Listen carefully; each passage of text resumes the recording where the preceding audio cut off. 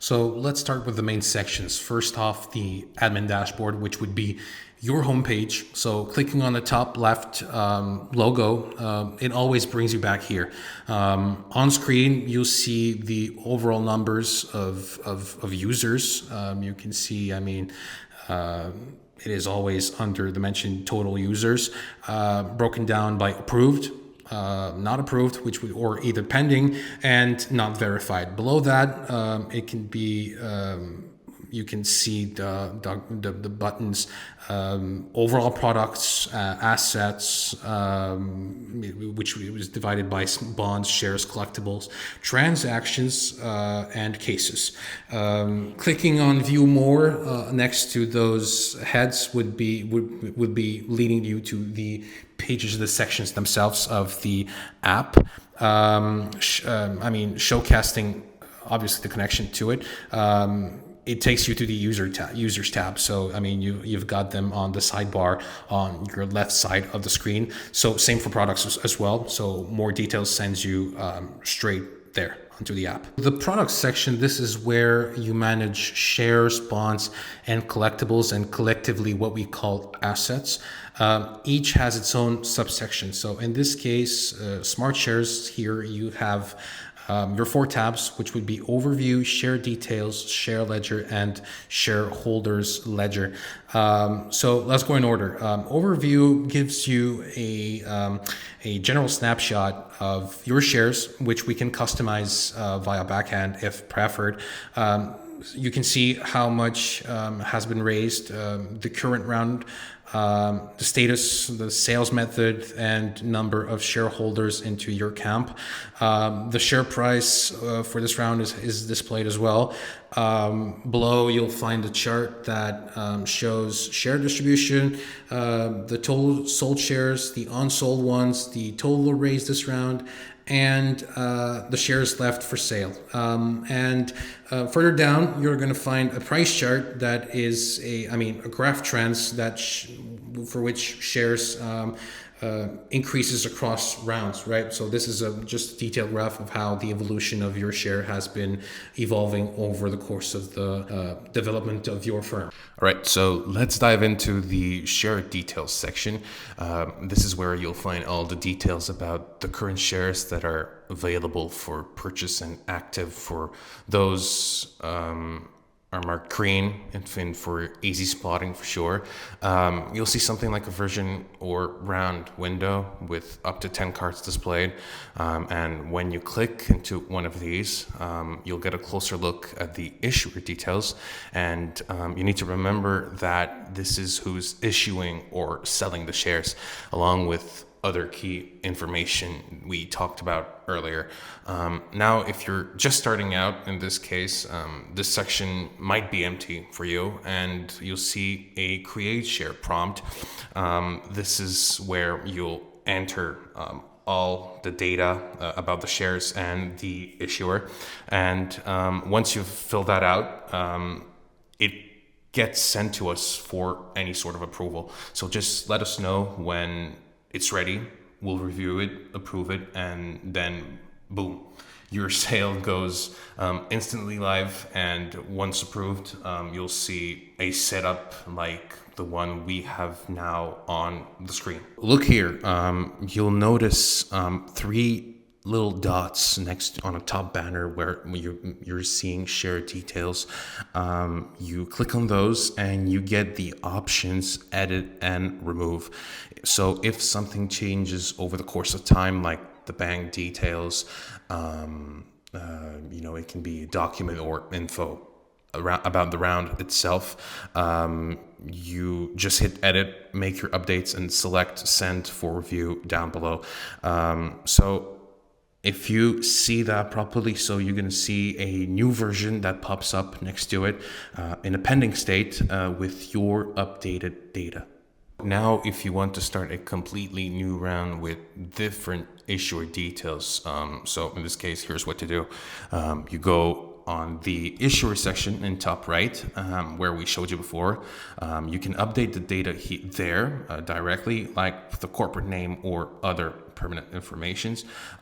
Then come back to share details, click on the three dots that we've showed you earlier.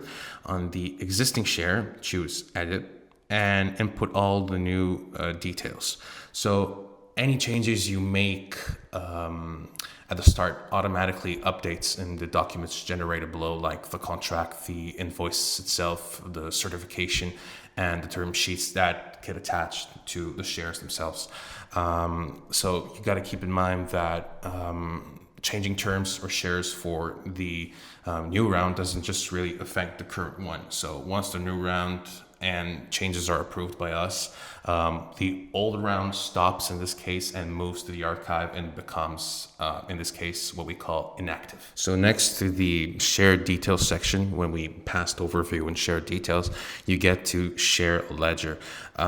So this is where you'll find detailed information about the current active round, as well as the previous rounds themselves with separate data for each round. So let's walk through it. In this case, on screen, you'll see different, you'll see specifics about like total shares issued as well. I mean, the price per share, the capital gained, in this round, the total shares offered, total shares sold, and vice versa.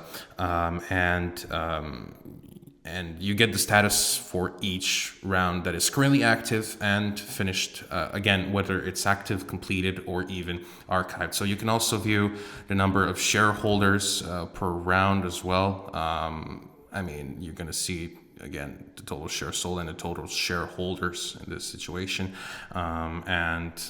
Again, this is just an overview, a global overview of your active round. Shareholder ledger might seem similar to the users section we'll cover up next, but there's a really key difference here to understand, and that is the fact that a single user can purchase multiple shares across one or more rounds of yours. So here's every latest purchase. Here you're going to see every latest purchase that is being recorded. So you'll see something like in this case that where there's the mentioned results and the number next to it, it might be 371, 363, which means that this number is the number of shares that have been purchased and have been made by overall 60 or 70 different shareholders. So it breaks down in which round, who bought them, the quantity, and other details. In this case, if you click on a user, you can dive into their history, seeing which shares they bought and additional details about their activity. So now look at the download shareholder ledger option. This lets you create a report or document by selecting specific items like a list of buyers by name, their round, their territory, country, address, the date bought, the price per share, etc., and choose the format at the end, which could be either PDF or CSV. So let's try it. So you can select new filters and you can preview it as a PDF in the sandbox. I can demonstrate right now. Or in this case, you can either download it as a CSV to your PC. It's also helpful to see this from the user perspective. I know we've mentioned earlier that we'll get through everything on the admin side of things, but it's also really interesting to know what would be, the user perspective, alongside the admin view. So the purchase process when it comes to this is pretty straightforward. A user goes to the offering section, clicks buy shares or invest now, fills in how many shares and the amount he wants to invest, then hits proceed payment, and then they'll see 3 different steps. Which would be submit, where details pop up, including the transaction details with an invoice and payment info.